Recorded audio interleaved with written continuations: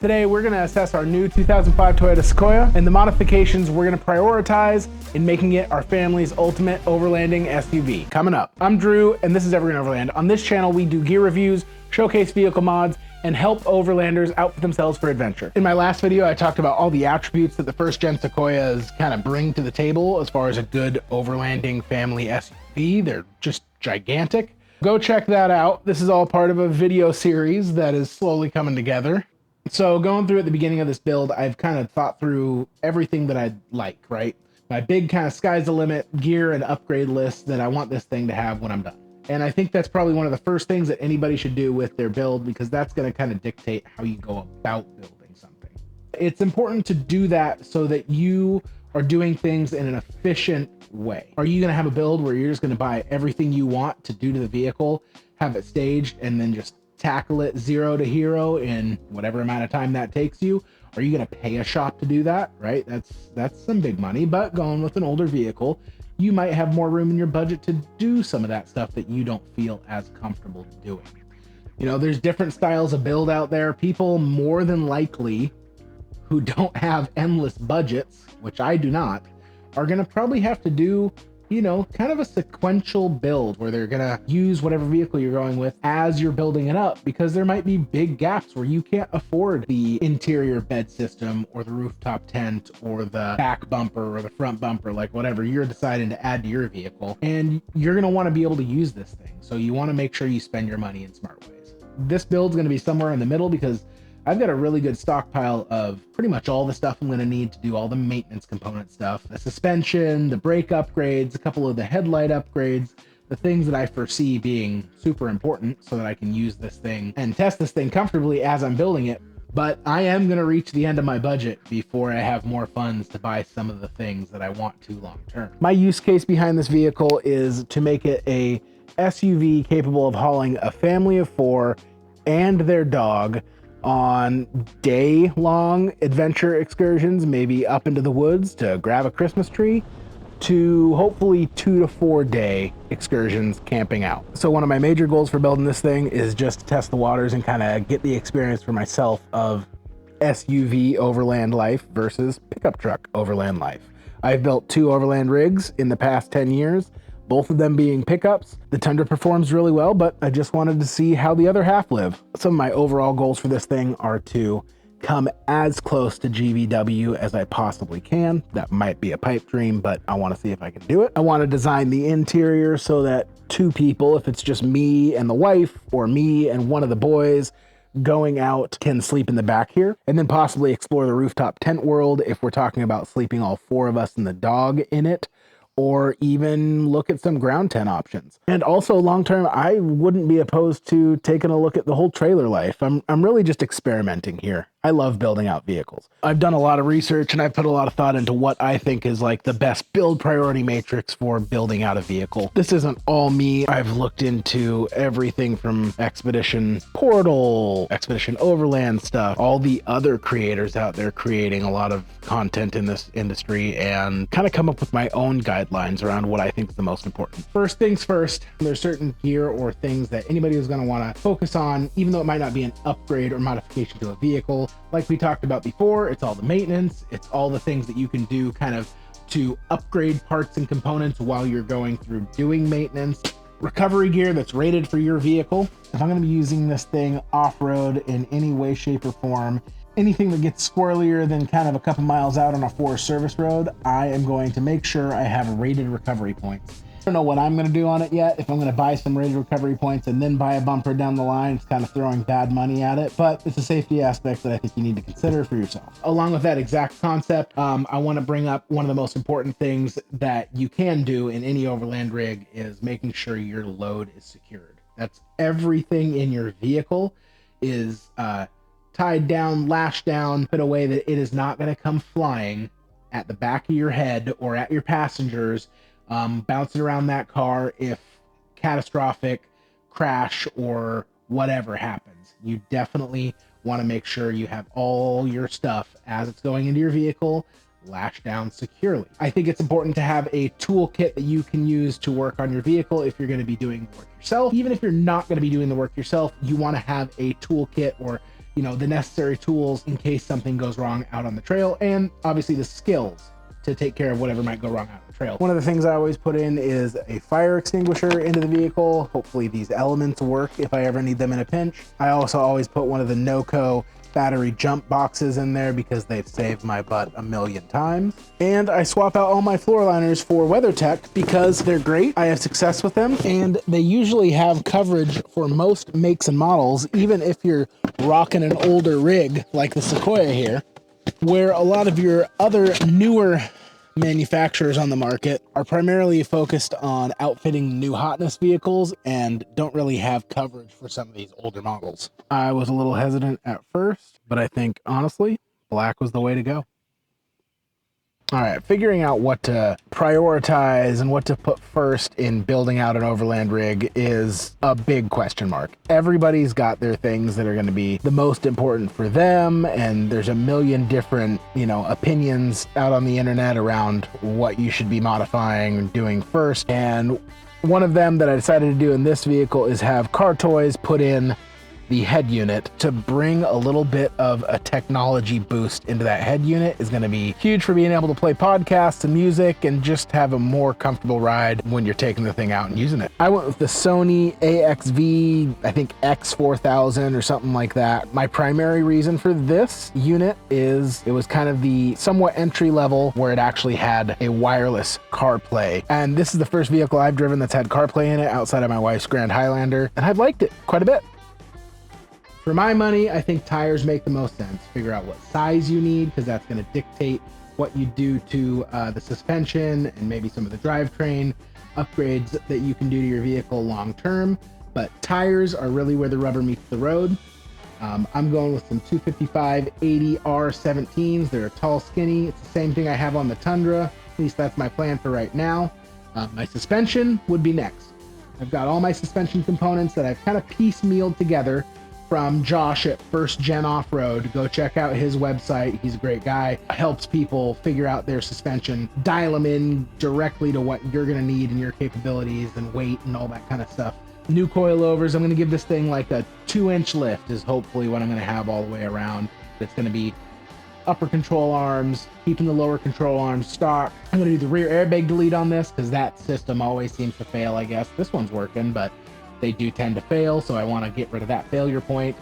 And I'm going to be putting a progressive coil back there so that as I'm adding more weight that I plan to the interior build out, it's going to handle that weight better. So suspension on this thing will pretty much be happening at the same time as tires. After tires and suspension, I'm a little torn between roof rack or rock sliders.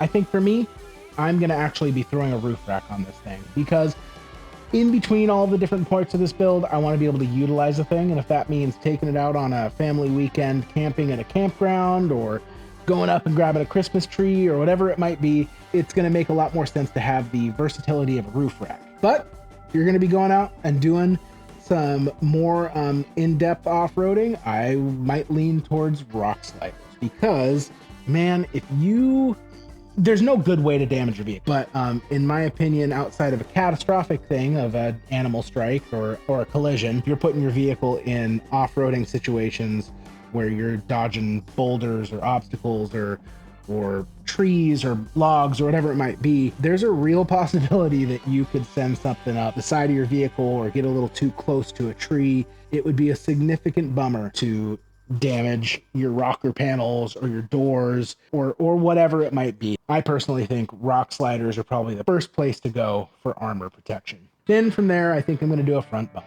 I'm not sure if I'm going to do a partial hoop front bumper to just cover the radiator area or a full hoop like I did on the first gen Tundra. I don't even know what brand of bumper I'm going to go with. Regardless, I think that's my next move, would be a front bumper.